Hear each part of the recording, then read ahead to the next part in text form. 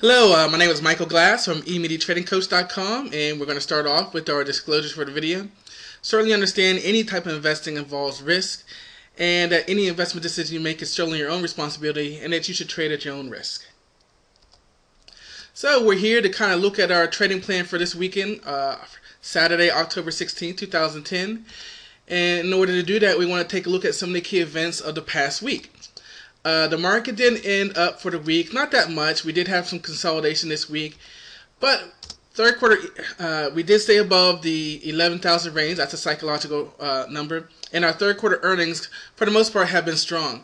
Intel after the close on Tuesday was great, raised their guidance.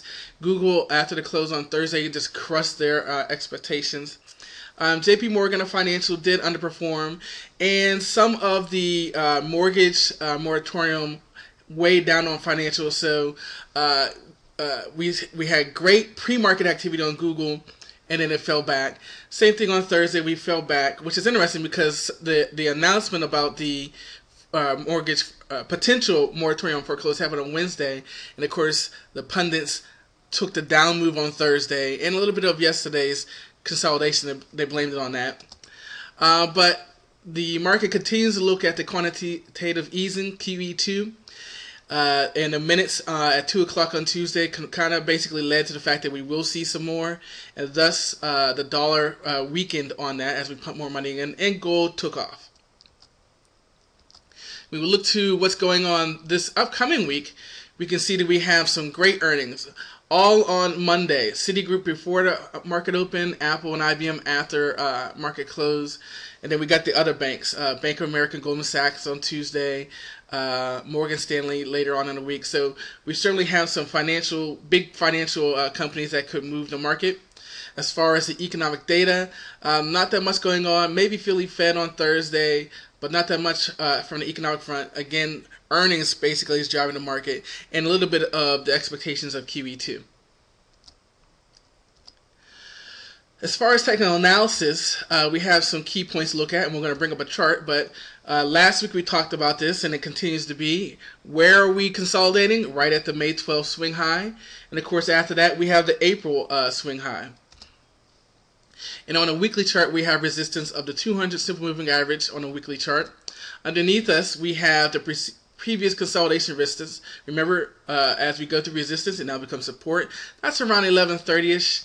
And we have the 10 exponential moving average and the 20 exponential moving average showing up as support. So let's go ahead and look at the charts to get a better look at this. Okay, so we are looking at the S&P 500 on a daily chart. And I have a couple things in dash to try to highlight for you. The first one here, this blue dash line, that is the May 12th swing high. And you can see we did get through it on Wednesday, but Thursday and Friday of this past week did pause and consolidate there. So this is going to continue to be our resistance, which may become support if we break through. If we break through, we have our April swing high. That's the yellow dash line. And so as we're moving up here, that will become our target if we break through the May 12th. So those are our resistance levels. And then this red dash line, from May till we broke through in September, this was our resistance, up and down, up and down, up and down. So now this resistance should be support as we continue to move up. And also you can see this green line is the 10 exponential moving average that I referred to. We'll blow it up a little bit for you. That is our 10 exponential moving average acting as support. Of course, the 20 is right behind it. So those are our key support and resistance levels. I am going to go ahead and switch over to the weekly chart so you can see what I'm referring to with regards to the 200 simple moving average on the weekly chart. This orange line right here coming down, here's April of this year, and that's where we died. And this is the up move from March 2009, 1 year up move. And we died at the 200 simple moving average. And basically that 200 simple moving average is right above us. So that's again something that we have to watch for. Now I'm going to go back to the daily chart. And we can see we talked about this last week, and now we're really starting to see it. that our indicators are SOAP, stochastics, RSI, MACD. All of them are basically in the overbought level. So our daily chart is showing for a pullback. When we go to a longer time frame, our monthly chart, they are showing that we still have some more room to go. So if you're a dual time frame trader, our longer term saying we have more room to go, when our shorter time frame, the daily, swings back up, that is sort of a confirmation of a signal. And you can see the same thing here. We're above the downtrend line. There's that May 12th, and there's that April. So we're doing pretty good on the monthly chart. 200 moving average acting as support. We are above the psychological 50 moving average. So we have a little bit more room to go in a monthly. Our daily chart says we need a pullback. So in Trade Your Way to Financial Freedom, Dr. Van Tharp had a quote from Tom Bassett, which basically said, the more you understand the concept you are trading, how it may behave under all sorts of market conditions, the less historical testing you need to do. And he goes on to say that probably 20% of the people trading the market have a guide, have a trading plan. And of those few of those people actually understand the concept behind their trading.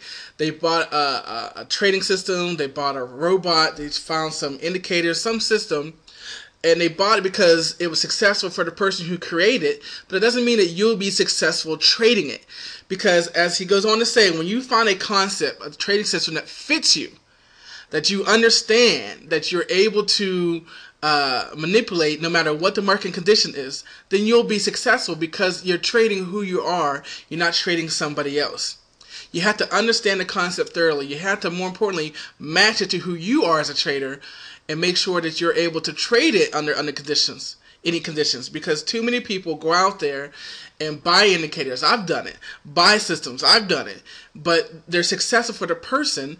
That doesn't mean they'll be successful for you, because you've got to take every trade that system calls for, or you ruin the results. You ruin the statistics. You ruin the pool because you're not taking every trade. You just haven't taken the trades that didn't work and saying that the system is not successful when it's really you. So we got some resources for you. You can check us out on YouTube, Facebook, and Twitter. We've got some great videos and articles. And of course, come to our website, to our blog, and we got some great free articles for you. You know about our video series. We have a 3-video series curriculum for you. The first part of that video is about the building blocks of trading. Then we start to get into the trading plan components, how to find direction in the market, locations to trade, the triggers for the trade, and more importantly, how to manage the trade once you're in. And then we go to our third part of that video curriculum where we talk about all setups being equal, which goes back to what we just talked about. It's not the setups, it's your ability to trade the setups. Market internals, and of course, routine to habits of successful traders. But the best way to get there is not about the system, it's not about the indicator, it's about developing yourself as a trader.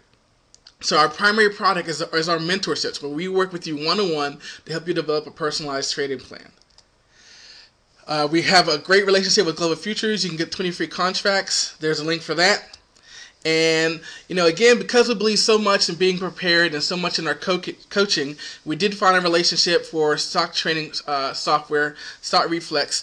And I heard Lou Holtz say this a couple weeks ago, that pressure is having to deal with something you haven't prepared for. If you're doing like the professional athletes and you have a preseason, you're out there practicing before the game, then you'll be prepared for the actual market. So this is a way for you to train yourself to be prepared for no matter what the market conditions. Because in the end, it doesn't really matter. This is kind of our slogan. If you purchase a system, if you find the latest indicator, or if you can find a high probability setup, if in the end you don't pull the trigger.